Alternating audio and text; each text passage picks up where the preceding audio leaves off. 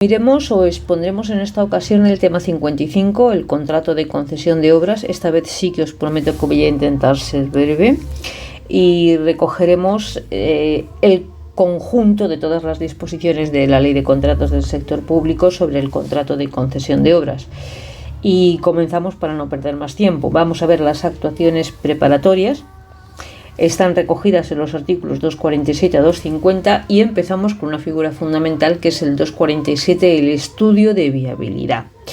Antes de tomar una decisión de contratar, el órgano de contratación deberá, como dice el artículo 28, que yo tanto repito, justificar la necesidad de la contratación, la concesión como medio más idóneo.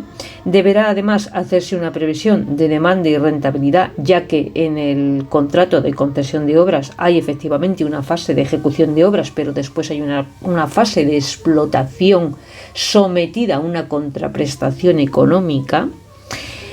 Por otro lado, coordinación con el planeamiento local y supralocal. Este punto es importante porque si no está coordinado tenemos que informar. Estudio de impacto ambiental, yo a esto le veo un valor formal, ya que de hecho incluso el trámite de información pública se simultánea con el del expediente, y esto sí es más importante, debe incluir una valoración del riesgo operacional. ¿Por qué? Porque estamos ante una figura concesional que per se implica la transferencia de un riesgo operacional, pero para saber en cuánto se calcula el importe de este riesgo operacional hay que realizar un estudio para saber y para valorar este riesgo operacional dándole un valor de todas las inversiones, excluyendo, no lo dice aquí pero os lo advierto ya desde el principio, excluyendo los medios o los bienes que ponga a disposición la administración pública sin contraprestación, que ponga a disposición del contratista, ¿vale? A partir de aquí, una vez que tenemos elaborado este documento el nombre era estudio de viabilidad, es que lo confundo. Pasamos a un trámite de información pública por un mes. Ya os lo dije, si no figuraba en el planeamiento hay que dar traslado a los afectados y se entiende además cumplido con este trámite el de información pública del estudio ambiental, que también os lo había anunciado. Cabe otra posibilidad.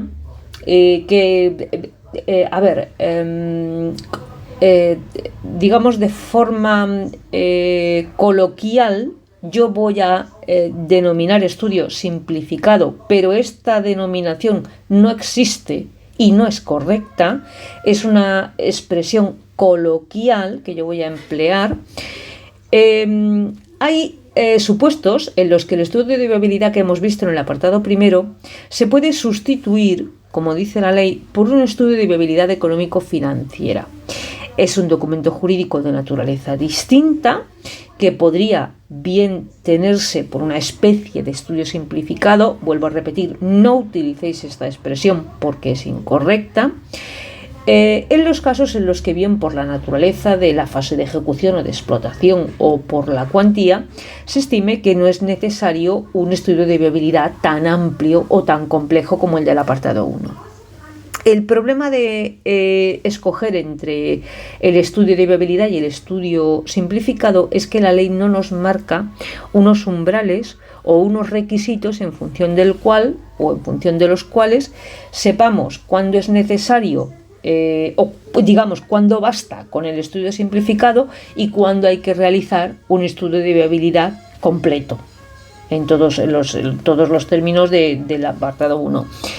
Aquí, como ya sabéis, el órgano gestor es el que toma la decisión, porque ya, como dice el artículo 15 del Real Decreto 427/17, el criterio del órgano gestor prevalece siempre sobre el criterio del órgano interventor. Otra cosa es que luego el órgano interventor emita los informes y los eleve a los órganos pertinentes, pero bueno, de entrada esto lo decide el órgano gestor.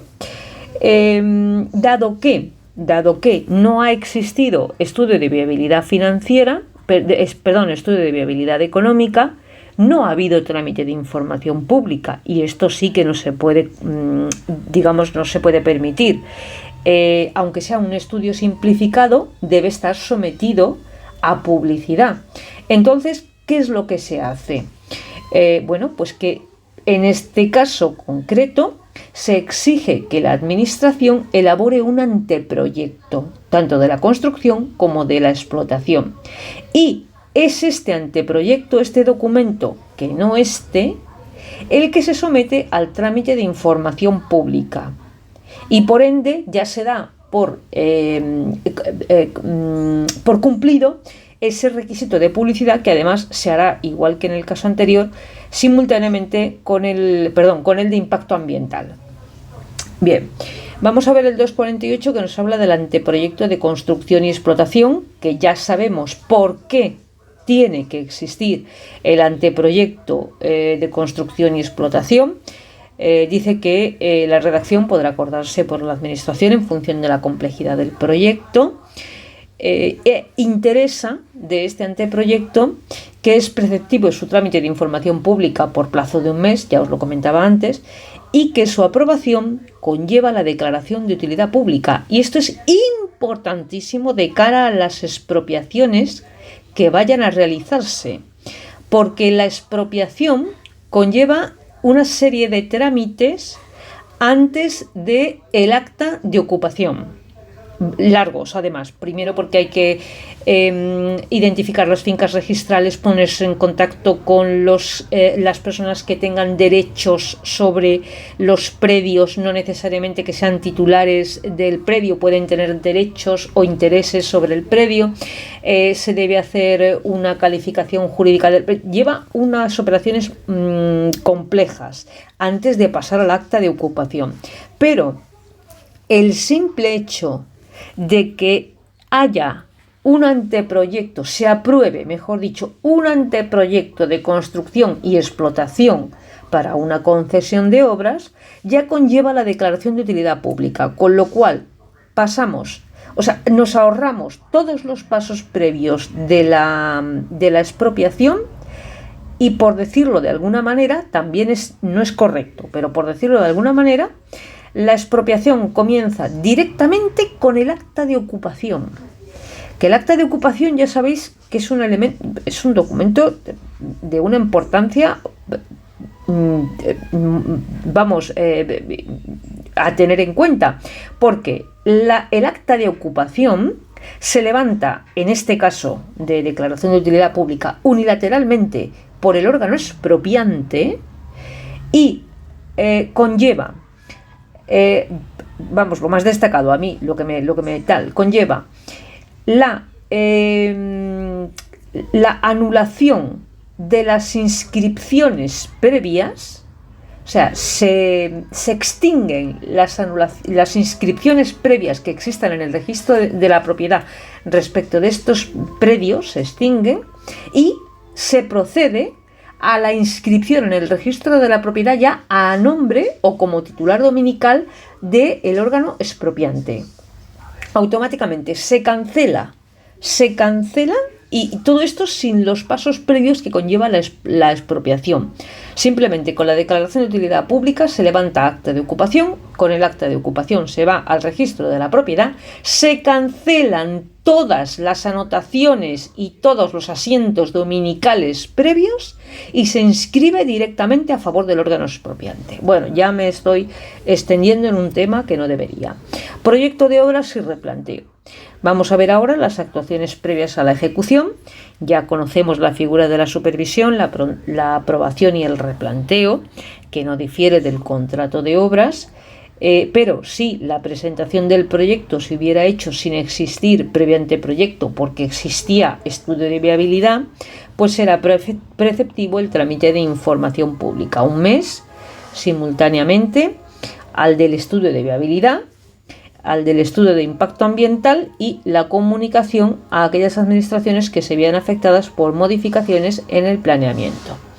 Respecto de los efectos, cumplimiento y extinción, hay un artículo que nos dice que se sujetará los efectos, cumplimiento y extinción de los contratos de concesión de obras, se sujetará a todo lo dispuesto en la Ley de Contratos del Sector Público, salvo a los artículos 208 y 210 que tratan sobre suspensión y extinción del contrato.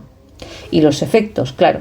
Y los artículos 192, 193 y 195, que sí se aplicarán en la fase de construcción de la obra, ya que regulan los supuestos de incumplimiento, cumplimiento defectuoso o constitución en mora del contratista, bien por causa imputable a él o no. Recordad que el 192 era el de incumplimiento parcial o cumplimiento defectuoso, hablaba de las penalidades, que no podían superar cada una de ellas el 10%, ni el total de todas ellas el 50%, el 193 era la constitución en mora, pero estos artículos solo se aplicarán en la fase de ejecución de la obra. Construcción de la obra. 252 al 256 dicen que si bien el objeto del contrato de concesión conlleva la construcción de una obra y la explotación de lo misma, y he aquí lo importante, nada obsta a que el adjudicatario concierte con un tercero la realización de esta mediante una subcontratación, limitándose el primero a la explotación. Esto, como ya sabéis, de la figura de la subcontratación tiene que estar comunicado y contemplado en los pliegos. Modalidades de la ejecución de obras. Bueno, sea como fuere, si pretendemos ejecutar una obra, habremos de seguir lo prescrito para el contrato de obras, en lo que nos resulte incompatible. Y comenzamos con el anteproyecto, que ya sabéis que yo siempre me quejo de que cronológicamente es lo primero y sin embargo no llega hasta el 234, luego el proyecto 231 y posteriormente la supervisión, aprobación y replanteo 235 y 236. El 253 se ocupa de la responsabilidad de la ejecución de obras por terceros, y esto es lo que decía yo antes, que se trataba de un caso en el que el adjudicatario del contrato de concesión encargue la ejecución de la obra a un tercero. En connivencia quiero decir, habiéndolo comunicado al órgano de contratación y a la administración previamente. Por lo que, ¿qué quiere decir? Que la ejecución de la obra la va a realizar un tercero. ¿Recordáis que en la figura de la subcontratación yo decía que había un aspecto muy importante, y es que nunca hay acción directa entre el subcontratista y la administración? Pues esto es lo que nos viene a decir el artículo 253, entre otras cosas. La acción se establece entre el subcontratista y el contratista, y entre el contratista y la administración. Si la administración tiene que imponer penalidades por un incumplimiento del subcontratista, se las impondrá al contratista. Y si el subcontratista está, o quiere solicitar la suspensión del contrato por falta de pago durante 4 meses o más por parte de la administración, lo tiene que solicitar al contratista para que éste a su vez lo solicite a la administración. Bueno, pues dice, trataremos esta cuestión con cuidado. El contratista ha concertado con un tercero la construcción de una obra, ¿vale?, que explotará el concesionario. Sabemos que la prestación de obra conlleva la previa existencia de un anteproyecto redactado por la administración, ¿vale? Y luego un proyecto redactado por no sabemos exactamente quién, porque ya sabemos que el proyecto lo puede realizar quien ejecuta la prestación de la obra, que es el subcontratista. La puede realizar el contratista, que es el concesionario. Lo puede realizar un tercero distinto de estas dos figuras mediante un contrato de servicios. Así que aquí, bueno. Y por último, el régimen de responsabilidad. Claro, esto es claro. Si es que como la ley está hecha tan inconcordante, es que no concuerda nada en la ley. Vas mirando y no concuerda nada. Pues entonces al final, el régimen de responsabilidad, bueno, pues te vas al 314, al 315, y si no, pues te vas al del contrato de obras, que dice que es el del autor del proyecto, siempre y cuando el fallo provenga del proyecto. Si depende o se deriva de una directriz del director de obras, pues es que es un galimatías. Conclusión, pueden concurrir hasta 3 sujetos diferentes. Yo lo acabo de explicar, pero lo vamos a pasar por encima. Y podemos encontrar los siguientes escenarios. Vamos a simplificar un poquito porque no me quiero marcar otro vídeo de 40 minutos. El proyecto es redactado por el concesionario, quien además ejecuta la obra. Bueno, vale, bien. Tal como señala el 234, la contratación conjunta es excepcional, pero en este escenario la determinación de la responsabilidad de la ejecución de la obra, aunque su causa sea un defecto en la redacción del proyecto, es del concesionario. ¿Por qué? Porque como también ha sido él el que ha redactado el proyecto, vale. Segundo supuesto, el proyecto es redactado por el concesionario, que además ejecuta la obra, pero en esta se introducen modificaciones por indicación del director facultativo. Claro, en este caso ya la responsabilidad recae en último término, ya no sobre el director facultativo, sino sobre la administración que las aprobó. Tercer supuesto, o tercera combinación, ¿vale? Esto vamos combinando supuestos. El proyecto es redactado por el concesionario, pero se ejecuta por un tercero. La obra, quiere decir, la obra se ejecuta por un tercero. De acuerdo al 253, la responsabilidad es del concesionario. Claro, ya hemos dicho que no hay acción directa porque es una subcontratación. No hay una acción directa nunca entre el subcontratista y la administración. Bien, cuarta posibilidad. El proyecto es redactado por el concesionario, la obra se ejecuta por un tercero, pero el director facultativo introduce modificaciones. Luego la solución ya sabéis que es la del supuesto 2. Quinta posibilidad.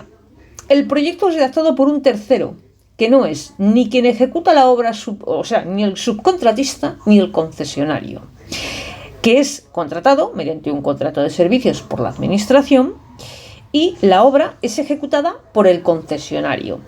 Si el daño en la ejecución se deriva del proyecto de acuerdo con el 233.4, cuando la elaboración del proyecto haya sido contratada íntegramente por la administración, el autor o autores de los mismos incurrirán en responsabilidad. En este supuesto no se plantea el problema de si el defecto aparece durante la ejecución de la obra. Pero, y ahora yo hago preguntas retóricas y cada uno que conteste lo que buenamente pueda. ¿Quién es el responsable de la reparación de un daño en la obra cuando el proyecto ha sido redactado por un tercero, fruto de un contrato de servicios, y el plazo de garantía del proyecto, que es de 10 años, artículo 315, se ha extinguido ya, aunque siga vigente la garantía de la obra? ¿Vale? Porque la garantía de la obra, dado que la concesión puede tener hasta 40 años de duración, pues la obra sigue estando ahí. Y hay un... Bueno, vamos a ver si lo explico aquí detrás y si no lo explico. ¿Y qué ocurre si el daño aparece durante el plazo del 244, que es el de vicios ocultos? Se ha extinguido ya la garantía, se ha extinguido la concesión incluso, porque la concesión a lo mejor era por 5 años, pero como sabéis que el plazo de vicios ocultos es 15 años a partir del acta de entrega, en este caso sería a partir del acta de comprobación, pues no sabemos muy bien qué pasa. De acuerdo al 233 ya vimos que el responsable sería el autor del proyecto. La cuestión es que el proyecto se ha redactado mediante un contrato de servicios cuyo plazo de garantía será fijado por las partes y lo que se tendrá es un derecho a reclamar la subsanación del objeto, es decir, la subsanación del proyecto. Pero en esto estamos todavía, digamos, antes de haber dado el ok al proyecto, antes de que haya sido aprobado, supervisado, después aprobado, y después, es decir, antes de que siquiera haya acta de entrega del proyecto, del contrato de servicios por el que se realiza el proyecto. Si el daño aparece en la obra durante el plazo de garantía de esta, pero el plazo de garantía del contrato de servicios, o sea, del proyecto, ya se ha extinguido porque son 10 años, se ha extinguido con ella la responsabilidad del autor. Lo de los 10 años está en el 315. Y suponiendo que la garantía del contrato de servicios siga vigente, ¿qué nos soluciona ahora la subsanación del proyecto? Nada. Vale. Lo que interesa es determinar quién va a reparar el daño durante la garantía. A este respecto parece respondernos el 315.2 infine, diciendo que el contratista se refiere al contrato de servicios, al de redacción del proyecto, responderá de los daños que durante la ejecución o explotación de las obras se causen por defectos del proyecto. Esta responsabilidad queda limitada al tiempo o el importe, cosa lógica por otro lado, porque sería... Bueno, el problema planteado es que este plazo de garantía se extingue a los 10 años. Y si se presenta un defecto en la obra, consecuencia del proyecto, en una concesión de 25 años en el año número 17, vamos a hacerlo así, claro, el autor del proyecto lo primero que va a hacer el concesionario es decir, oye, que el fallo aquí viene de la autoría del proyecto, y entonces se van a buscar al autor del proyecto, y el autor del proyecto lo primero que te dice es, oye, que mi plazo de garantía ya se extinguió, porque lo dice el 315. Y entonces la administración, se van a ir en busca de la administración y le van a decir, oye, que este no quiere responder porque dice que ya se ha extinguido el plazo de garantía, y mi plazo de garantía también se ha extinguido. Además, yo lo que tengo es un deber de mantenimiento. Mi garantía ya se ha extinguido, la de la obra, que puede además que ni siquiera la haya hecho el concesionario, que la haya hecho un tercero. Pero da igual, es decir, tiene un plazo de garantía la obra, ese plazo se ha extinguido, y lo que tiene el concesionario es un deber de mantenimiento, pero no un deber de reparación de la obra si hay algún defecto. Bueno, pues esto es lo que trato de explicar aquí. Es decir, ¿quién se encarga entonces? ¿A quién le cargamos el tema este? Bueno, pues de igual forma, si ocurre lo del 234, no sé, aquí dice por su parte el 314 habla de la subsanación del proyecto antes de la entrega de este. Ya lo comentaba antes, es decir, aquí tampoco habría mucho problema porque es antes del acta de entrega del contrato de servicios. Y ya hemos dicho que quizá aquí el que pone un poco de orden es el 315, pero yo sigo diciendo lo mismo. Si estamos en el año 17 de explotación, ha concluido ya hasta la garantía por vicios ocultos. Se ha extinguido ya la garantía por el autor del proyecto. Se ha extinguido ya la garantía por quien ejecutó la obra, que pudo ser un tercero. El concesionario no tiene la obligación de reparar, solo de mantener, si no es quien ejecutó la obra. En este caso, a lo mejor quizá lo que debe hacer es querellarse contra el subcontratista, pero el subcontratista dirá, oye, que mi plazo de garantía se extinguió. Entonces, ¿qué pasa? ¿Quién repara el defecto si es de gran entidad en la obra? Si se han extinguido, o sea, seguimos con la explotación, se suspende la explotación, se resuelve la explotación, se hace a cargo de la administración. Bueno, yo no lo termino de saber. Si alguien lo entiende, pues yo agradecería que me lo explicaran, porque yo vivo aquí con un terror existencial a que me pregunten esto.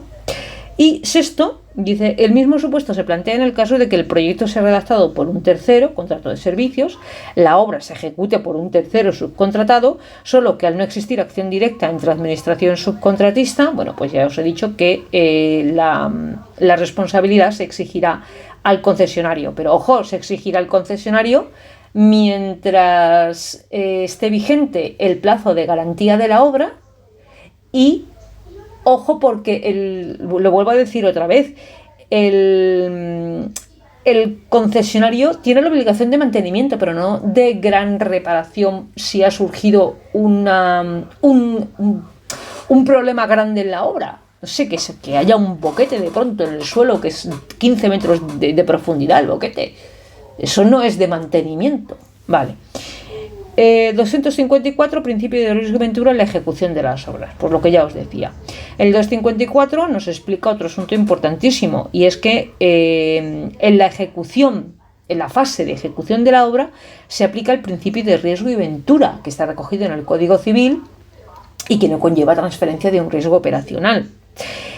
Pero no olvidemos que luego hay otra fase, que es la de la fase de explotación, y el artículo 14 sí que nos dice que hay transferencia de un riesgo operacional. Por lo tanto, la obra queda sujeta al principio de riesgo y ventura, y la fase de explotación queda sujeta a la transferencia de un riesgo operacional.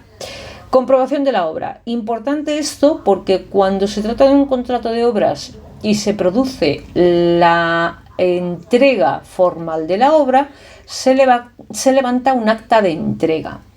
Pero como aquí, una vez concluida la entrega, quien se queda entre comillas con la obra es el concesionario para explotarla, no puede haber un acta de entrega, porque yo no le voy a entregar a la administración la obra porque la tengo que explotar. De momento la exploto yo, no es que sea mía, pero de momento la exploto yo.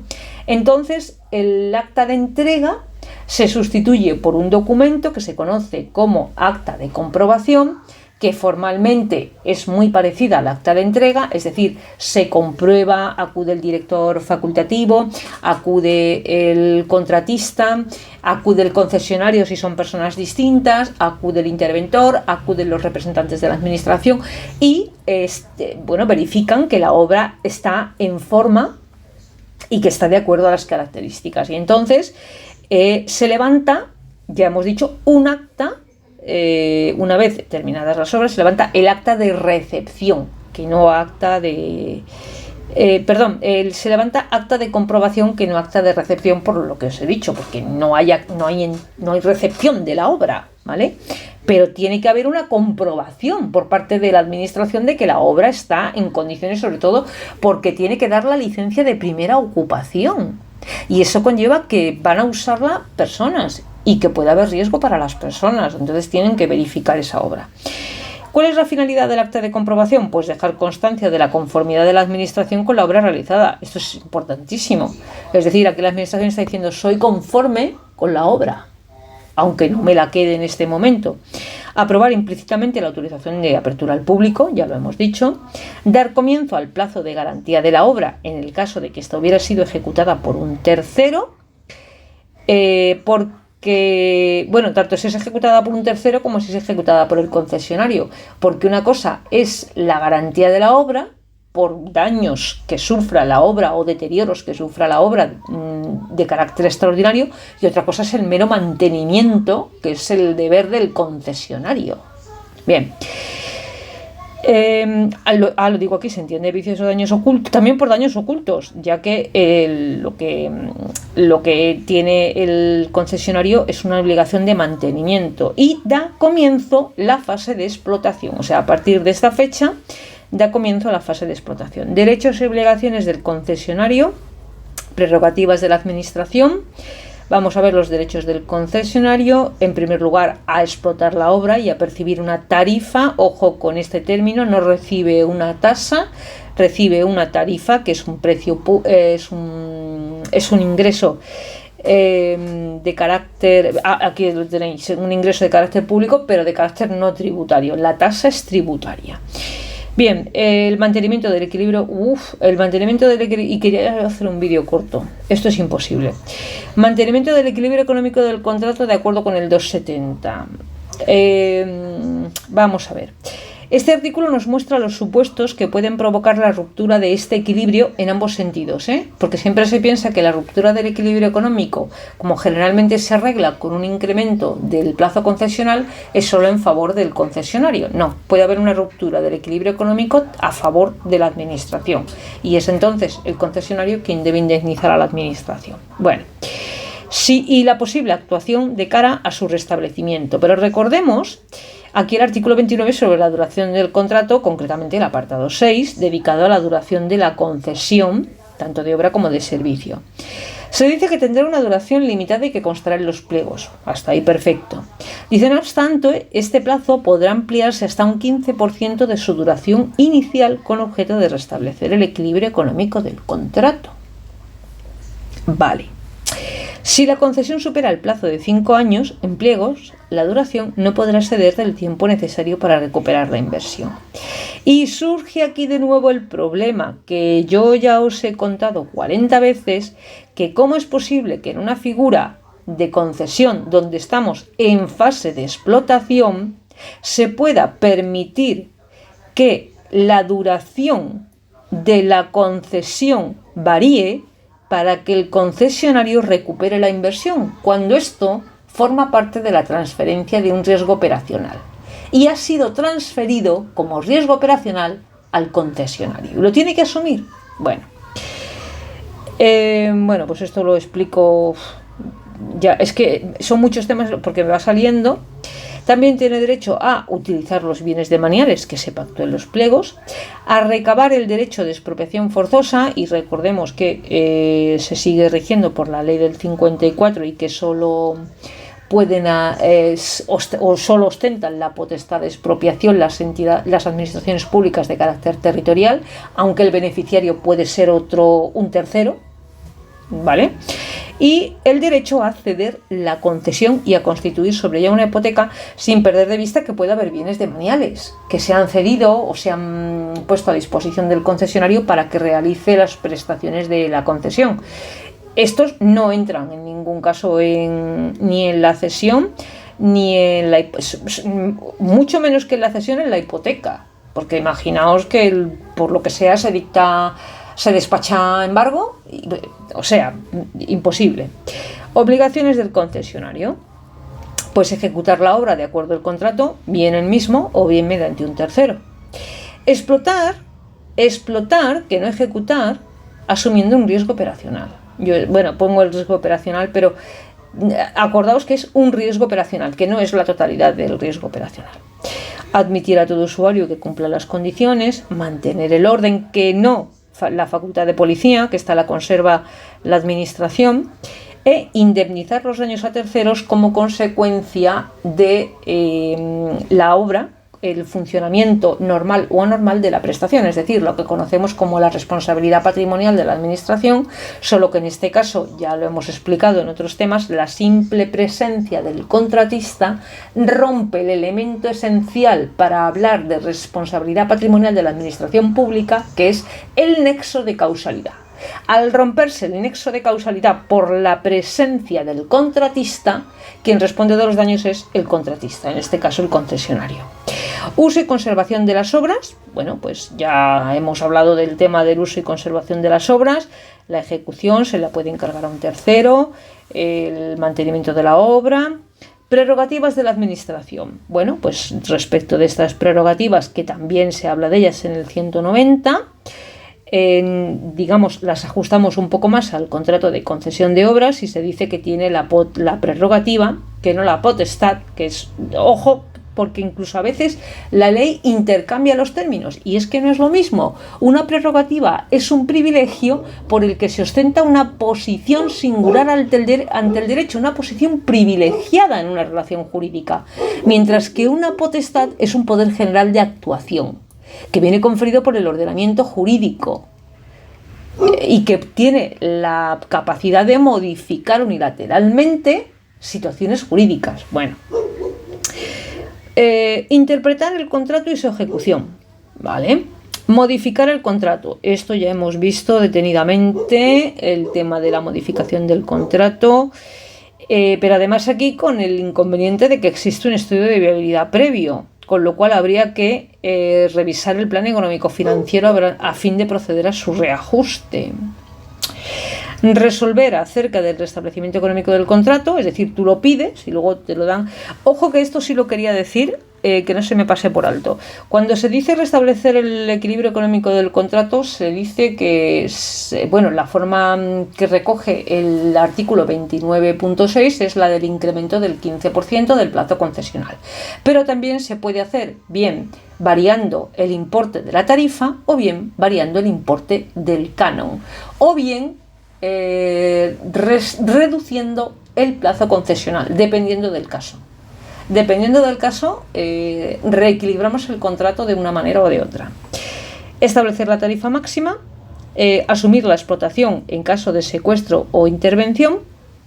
Esto más que una prerrogativa es una obligación, Ya veremos estas figuras. Y ejercer las funciones de policía, que ya habéis visto que no las tenía el concesionario. Vamos a ver qué es el secuestro y la intervención. Pues son dos figuras distintas. El secuestro lo puede acordar el órgano de contratación previa audiencia del contratista con carácter temporal. La intervención también, En un principio está pensada con carácter temporal. ¿Cuándo? Pues cuando el concesionario, por circunstancias a él imputables o no puede hacer frente temporalmente a la explotación, ¿vale? Entonces, como no puede, entra de alguna manera la administración, no subrogada, no lo vayamos a entender mal porque no entra subrogada, pero se podría entender. ¿Por qué? Porque de hecho la explotación se hace a cuenta y riesgo del contratista en caso de secuestro, y luego tenemos la intervención, que es un supuesto parecido, es decir, donde el órgano de contratación, previa audiencia del contratista, entra a dirigir la explotación o la concesión, pero en este caso porque el contratista ha incurrido en un incumplimiento grave de sus obligaciones, se entiende de forma temporal. Estas figuras son temporales. Esto no es el rescate. El rescate es otra cosa, el rescate es definitivo. Bien, una vez el órgano de contratación, previa evidencia del contratista, resuelve acordar el secuestro o la intervención, pues es obligación de la administración la explotación directa. Pero ya os decía antes, por cuenta y riesgo del concesionario. Por eso no se puede decir que hay una subrogación. Eso yo lo intentaba explicar un poco, no sé, para que se me entendiera, pero no hay una subrogación formal. A quien finalizado el uno o la otra se le devolverá el saldo resultante tras deducir las penalidades que pudieran corresponder. Y digo pudieran porque si en el caso del secuestro, por ejemplo, la causa que impide la explotación no es imputable al concesionario, pues ojo, tampoco le vamos a castigar por algo que no tiene la culpa. La finalidad de estas figuras, y por eso tienen carácter temporal, no es privar al concesionario de su beneficio industrial, o sí, sino de suplir al concesionario en caso de que éste no pueda ejecutar la explotación o que incumpla sus obligaciones. Por eso la naturaleza intrínseca implica que sean temporales, ¿vale? Determinando el órgano de contratación su duración con el objeto de que desaparezca la causa que impide la normal explotación o que se corrija el incumplimiento producido. El plazo máximo es de 3 años, es decir, hay paciencia hasta 3 años, pudiendo acordarse el cese de estas antes del plazo de los 3 años si se ha producido de oficio o a instancia del concesionario una subsanación de la situación. De transcurrir los 3 años sin cese de incumplimiento de obligaciones, el órgano de contratación resolverá la concesión. Entonces aquí ya sí que entra en liquidación el contrato. Durante la vigencia de estas figuras, la obligación de seguir prestando servicio, es decir, explotando, recae sobre la administración y una vez resuelto el contrato, la explotación de la concesión ya no seguirá esta regla, dando lugar en la mayoría de los supuestos a una nueva licitación. Bueno, esto no voy a entrar. Penalidades por incumplimiento del concesionario. Bueno, pues como penalidades ya conocemos en la fase de ejecución el 192, 193, 194 y 195. Y luego tenemos, además, en la fase de ejecución de la obra, nos dice que el importe de cada penalidad vendrá fijado ad hoc en los pliegos. Vale, por eso el 192 hay que aplicarlo con cuidadito, porque este tenía un porcentaje fijo. No pudiendo superar la suma de todas ellas el importe del 10% del presupuesto de la obra. Recordad que en el 192 era del 50%. Vale. Me imagino que este importe se rebaja tanto porque como después hay una fase de explotación, el resto del importe por daños que pueda haber producido el contratista en fase de ejecución y que exceda de este 10% que no cobre con la garantía o que no cobre en aquel momento, se lo pretenderá cobrar con los ingresos de la explotación. Me imagino que es por eso, pero no lo sé. El 251 nos dice que los efectos, cumplimiento y extinción del contrato, aquí igual que ya hemos dicho, se excluyen en el 208 y el 210 las causas de suspensión y resolución y los supuestos del 195 al 192 a 195. Penalidades, salvo durante la fase de ejecución de la obra o de construcción. Entendemos que podemos aplicar el régimen del 192 por cumplimiento defectuoso, incumplimiento parcial, por la remisión expresa del 264.5, pero ojo con los importes de las penalidades, no vayamos a mezclar.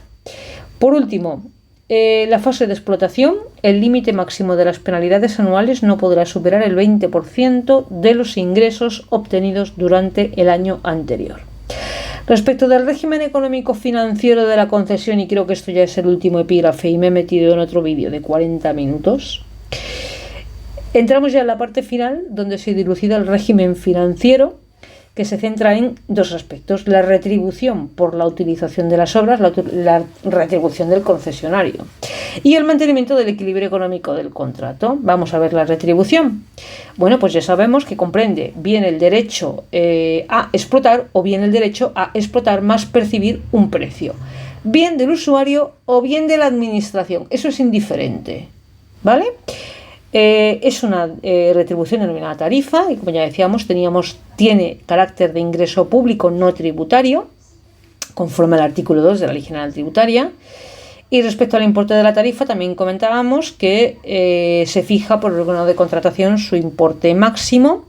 Y para concluir este artículo, decir que cabe revisión periódica y predeterminada, pero solo en los contratos SARA y donde esté contemplado en los pliegos en el porcentaje y con las condiciones establecidas en los pliegos. Mantenimiento del equilibrio económico del contrato, pues aquí a donde yo venía. Se aplica cuando es consecuencia de una modificación. Vamos a ver, se aplica en muchos supuestos, pero dice que se aplicará, es decir, se entiende que se ha roto sí o sí el equilibrio económico del contrato. Después hay otros supuestos que son valorables, en los que podemos entender que se puede haber roto el equilibrio económico o no. Y eso ya hay que dilucidarlo entre las partes. Pero en estos supuestos se entiende de forma automática que ha habido ruptura del equilibrio económico. ¿Por qué? Bueno, pues consecuencia de una modificación del 262, es decir, una modificación en la ejecución de la obra cuando no se respetan las condiciones de la modificación. Cualquier actuación de la administración que cause una ruptura de la economía del contrato, esto es amplio, aquí cabe de todo, y fuerza mayor. Mecanismos a emplear, que es lo que yo decía antes. Modificación de la tarifa o del canon. Reducción del plazo concesional o incremento del plazo concesional. Y aquí volvemos a hablar de ese 15%, volvemos a hablar de la transferencia del riesgo operacional, volvemos a hablar de que se puede ampliar el plazo para que el concesionario recupere la inversión, y esto como cuadra con la transferencia de un riesgo operacional. Y esto sí que no lo habíamos tratado, dejando de un lado la cuestión irresoluta. Yo ya lo dejo por imposible. O sea, esto es como el misterio de la Santísima Trinidad. Bueno, yo creo que es más sencillo el misterio de la Santísima Trinidad. Finalizamos ya con el 270, con los supuestos de que la quiebra del equilibrio económico del contrato puedan dar lugar a un desistimiento por parte del contratista. ¿En qué circunstancias puede el contratista decir desisto? Bueno, cuando devenga extraordinariamente oneroso para él las modificaciones que pretende introducir la administración en la fase de explotación. Es decir, le están pidiendo unos avances técnicos o materiales, creo que está aquí, o sea, no me voy a adelantar, sea aprobada por una disposición general por otra administración pública. Y aquí es que hay un asunto complejo de competencias, tanto territorial como funcional, y que el contratista debe incorporar, por venir legal o contractualmente obligado, a introducir avances técnicos, pero que impliquen un incremento de al menos el 5% de la cifra neta de negocios por el periodo que reste para extinguir la concesión. Imaginaos que le queda un año. Y le meten un incremento que es del 20%, dice, yo resuelvo y ya está. El desistimiento en cualquiera de los supuestos no genera derecho a indemnización para ninguna de las partes. ¿Por qué? Porque este caso no es imputable al contratista y este caso supera el umbral que se le exige al contratista. Extinción de la concesión. Bueno, pues prórroga del plazo de las concesiones y extinción de la concesión por el transcurso del plazo. La extinción de una concesión se produce por el transcurso del plazo y de las prórrogas. El plazo ya sabemos que viene fijado en las prórrogas y en los pliegos, y la prórroga pues ya se nos anuncia en el artículo 29 y sobre todo en el 270. Aunque en puridad no es una prórroga, no es en puridad una prórroga, ya que no es periódica ni predeterminada en los supuestos SARA, lo del 270. de facto implica la ampliación del plazo concesional y, por extensión, importantísimo, extinción de los contratos secundarios. Todos los que dependan del principal se extienden. Causas de resolución. Aparte de las generales de la ley, que son las del 211, tenemos demora por más de 6 meses por parte del órgano de contratación. D. La entrega de la contraprestación pactada, es decir, ese es el supuesto del artículo 196.6, cuando dice demora, constitución en mora de la administración por el pago durante un plazo igual o superior a 6 meses. Bueno, pues es este. Rescate. Aquí viene la figura del rescate, que no es ni el secuestro ni la intervención. El rescate es una figura con vocación definitiva, entendido como una declaración unilateral del órgano de contratación, ya que tiene esa prerrogativa, en la que por causa de interés público, que se supone que debe estar justificada, da por terminada la concesión con la finalidad, no obstante la buena gestión del concesionario, de proceder a la gestión directa por la administración. Esto es muy sencillo. Esto es que en principio prevén en el estudio de viabilidad que hay riesgos en la fase de explotación. Entonces se lo encasquetan a un tercero. Cuando el tercero, que es el concesionario, está explotando y ven que aquello da pasta, dice, no obstante la buena gestión del concesionario, ¿qué hago? Rescato y me llevo yo la pasta. ¿Vale? Entonces, no obstante, habría que indemnizar por lo dejado de prestar al concesionario, pero se supone que cuando esto lo hace la administración es porque le va a salir a cuenta. Supresión de la explotación. En este caso, pues eso ya aquí no gana nadie, es que se suprime la explotación, o imposibilidad de esta por acuerdos sobrevenidos de la administración, y también por el secuestro o intervención cuando supera el plazo de 3 años. Los efectos de la resolución. Bueno, pues en función de la causa tenemos un efecto. Cuando la causa es imputable a la administración, habrá de abonarse como mínimo el importe de las expropiaciones, la ejecución de las obras realizadas y la adquisición de bienes, entendido por tanto maquinaria como personal, es decir, bienes materiales o personales, e incluso el mantenimiento, los finiquitos de los obreros, todo esto. Causa no imputable a la administración. Indemnización al concesionario por el importe resultante de las operaciones realizadas de acuerdo al 281. Y eso ya es ya imposible, eso no cabe en un tema. Y esto tampoco cabe en 10 minutos, pero bueno. Y por causa imputable al concesionario, pues la indemnización se va hacia la administración. Y si no, pues si no basta con el importe de hacer presa en la garantía, pues al 194, indemnización por daños y perjuicios. Destino de las obras a extinguirse la concesión, pues reversión. Es la entrega a la administración. Recordemos que al concluir la obra no se levantó acta de recepción, sino acta de comprobación. ¿Vale? Ya os lo dije por qué, porque no se iba a entregar la obra. Así, todas las operaciones de comprobación se dan en el momento de la recepción de la obra, que va a ser ahora, finalizada la fase de explotación. De este modo, al momento de la reversión, deberá actuarse de acuerdo al 243, salvo en lo que respecta al inicio del cómputo de la garantía, porque esto ya no ha lugar, y al inicio del cómputo para el ejercicio de vicios ocultos, porque tampoco ha lugar. Y con esto se concluye el tema 55. Es un tema muy, muy largo. Esto, como os caiga en el oral, en el escrito tira, pero como os caiga en el oral, esto es para abrirse las venas. Yo, que siempre que me toca una bola de contratos, la aparto, salvo que sea una bola muy asequible, pero cuando sale un de esto, la dejo y me cojo cualquier otra cosa. Bueno, pues aquí tenemos el apartado primero. Aquí vemos el esquema, el estudio de viabilidad, el anteproyecto de la obra, el proyecto de obras y replanteo, efecto cumplimiento de extinciones, epígrafe 2, el epígrafe 3, la construcción de la obra. tenemos todos los puntos que hemos visto: la modificación, la comprobación de las obras, el acta de comprobación, derechos y obligaciones del concesionario y prerrogativas de la administración. Bueno, pues aquí están los derechos del concesionario, las obligaciones del concesionario, el uso y conservación, que está ahí como metido como una cuña, y las prerrogativas de la administración.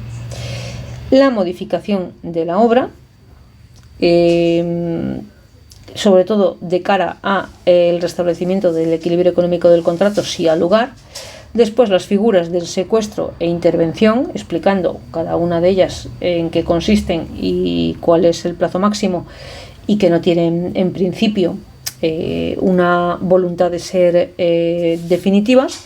Y después las penalidades por incumplimiento del concesionario, que tiene esta especificidad respecto del 192.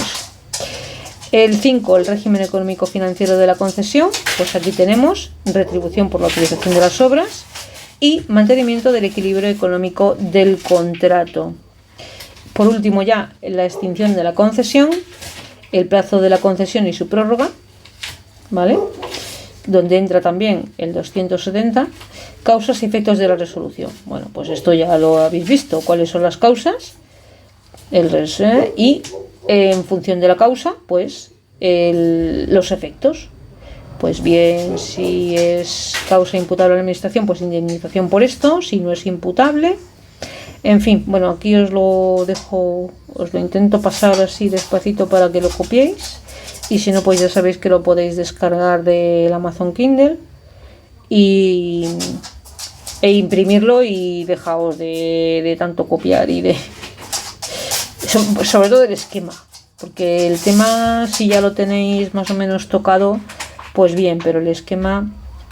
Bueno, pues con esto concluimos el tema 55, que yo creo que es de los más largos y complejos que tiene el temario.